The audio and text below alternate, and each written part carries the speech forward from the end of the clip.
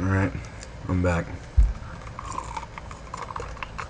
Yeah, I'm drinking out of a cut plastic bottle. It's almost like Trailer Park Boys. Anyways, moving on. Like I was mentioning, Kyoto. Yes, go. Go if you get the chance. Especially, it's a bit tiring.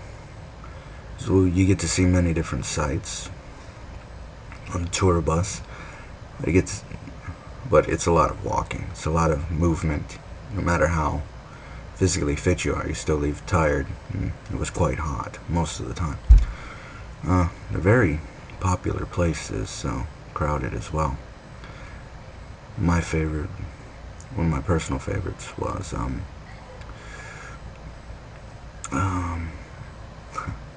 sorry, I just blanked on the name now. I know it was used by the Tokugawa shogunate as his palace. Also finally got to pray at a Shinto shrine in Kyoto. Well, it was Nara, but same thing. The spiritual centers of Japan. It was quite beautiful places. Got to eat at shabu shabu. Do it. No, if you're gonna go to Kyoto, you need to eat there as well. You need to eat there with everyone else as well. Hopefully they do that when you come. It's like 3,200. It seems like a lot, but then you realize how much. But considering how much we ate and drank, we actually shut them down for the night completely. So that was interesting.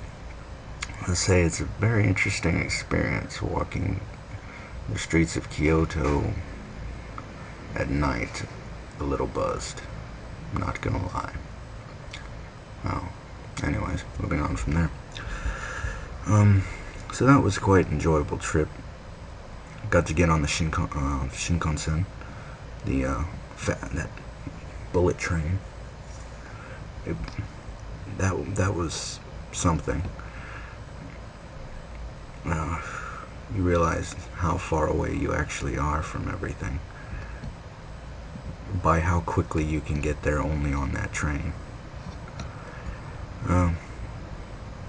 Yes, they said the area around here of Fukuoka is a very nice place, very peaceful. Most part. Of course, there's always some things. It's a very nice place to live, is what I'm saying, especially the area around here. I mean, don't get me wrong, there's like graffiti, but you don't ever really see anybody who should be able to do the graffiti, which is odd. I mean, you go to the beach at 2 o'clock in the morning, which we have a couple of times. Yeah, you got the street racers hanging out, but they're harmless. Honestly, the cops don't seem to do very much around here, regardless. Anyways, moving on. As I was saying before, it is quite expensive here, so you need to manage your money very carefully. Not to name any names or embarrass anyone, I've known a couple of people here who've pretty much nearly spent all their money within the first month.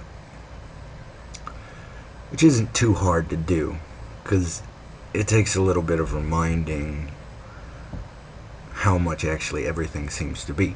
Once you get used to the concepts of spending $1,000 bills and $100 coins, you tend to forget a little bit. So you must remain vigilant about that. At the same time, you got to try to navigate the line of trying to experience everything and go out and watch people, or go out and see how culture works. I personally myself, I struggle a little bit with that. Trying to find a happy medium between the two. But I'm here for a year, so that was another concern of mine, is being able to do as much as to do what I could do. Provided by everything else. So, ramen shop. One of the first things you have to do here is eat ramen, because it is amazing. It is amazing in a ramen shop. There's a nice one not too far away from here, right across from the post office. Very nice place, but small. It's kind of like diner setting, it is very good. You get a whole platter for $7.50. That's pretty good. There's a couple other ramen shops around the place, but that was one that stuck out to me pretty well. And of course, Ramen Stadium in Canal City. There's a bunch of them. Just go to whichever one has the skull and crossbones on it. That's the one. It's like eating liquid gold. And also,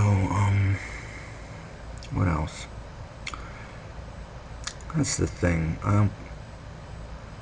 I know personally, I haven't been eating very much, just because, again, it is so expensive. The Sonny's especially. Sonny's, as I mentioned before, it's the one you're going to probably go to most often. It's right down the street. And it seems to be affiliated with Walmart for some reason. I've not figured out how that works, but it is. But there's other places you can go. Another place you're going to become quite familiar with, regardless whether you want to or not, is Don Quixote, which is on the other side of campus, basically. The place seems like it was designed, stocked, and run by a schizophrenic. They have a lot of stuff in there. Let's just throw whatever we can throw in here, from televisions and cooking supplies to Halloween costumes and other things, which I may name of. But you can pretty much get anything in there for the most part. So it's another good place. That's another place you go. That's where I bought my. Because originally I had gotten the futon rental, but it wasn't worth it. Bring a pillow with you. Let's just say that. So I canceled that and bought a blanket and a pillow. And then I got it from Don Quixote, because that's where they were. Also, near there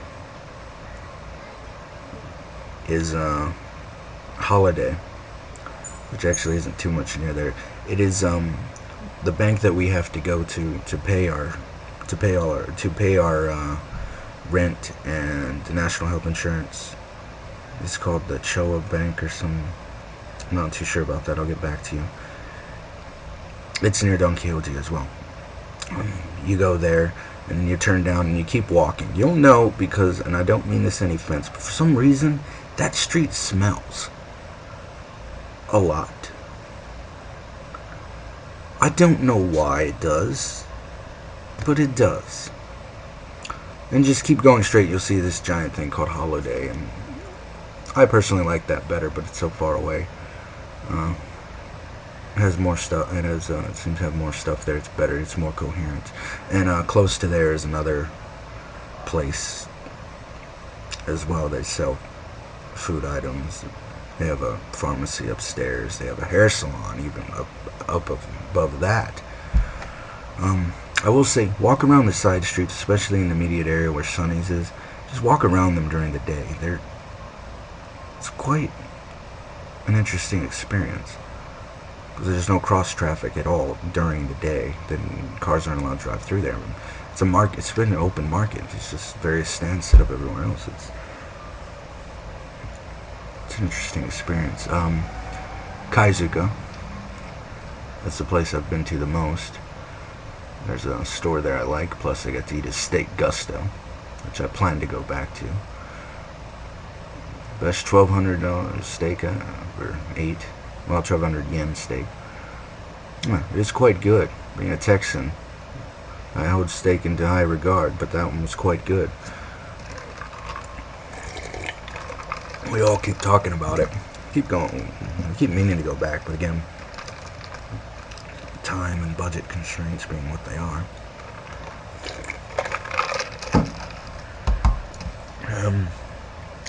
So, yes, another thing is I would suggest learning to cook.